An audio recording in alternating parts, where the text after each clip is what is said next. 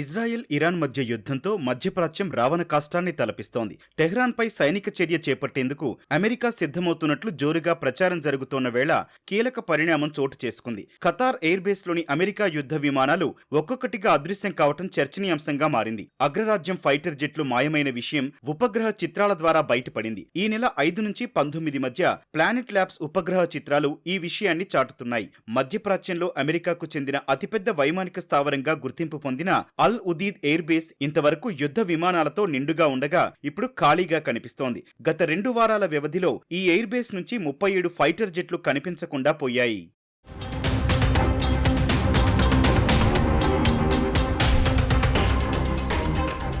Israel Iran యుద్ధం తీవ్రమవుతుండటంతో Iran దాడుల నుంచి తమ ఆస్తులను రక్షించుకోవడం కోసమే అమెరికా తమ యుద్ధ విమానాలను తరలించి ఉంటుందని నిపుణులు అభిప్రాయపడుతున్నారు. ఈ నెల 5న ప్లానెట్ ల్యాబ్స్ నుంచి వచ్చిన ఉపగ్రహ చిత్రాలు అల్ ఉదీద్ వైమానిక స్థావరంలో దాదాపు 40 జెట్ ఫైటర్లను చూపించాయని అంతర్జాతీయ మీడియా తెలిపింది. వాటిలో హెర్క్యులస్ C-130 వంటి రవాణా విమానాలు, నిఘా విమానాలు ఉన్నట్లు పేర్కొంది. అయితే ఈ నెల 19న విడుదల చేసిన మరో చిత్రంలో 3 యుద్ధ విమానాలు మాత్రమే కనిపిస్తున్నట్లు వెల్లడించింది. అక్కడ ఉన్న ఫైటర్ జెట్లను హ్యాంగర్లలోకి గాని లేదా ఆ ప్రాంతంలోని ఇతర స్థావరాలకు గాని తరలించి ఉండొచ్చని అంచనా వేస్తున్నారు.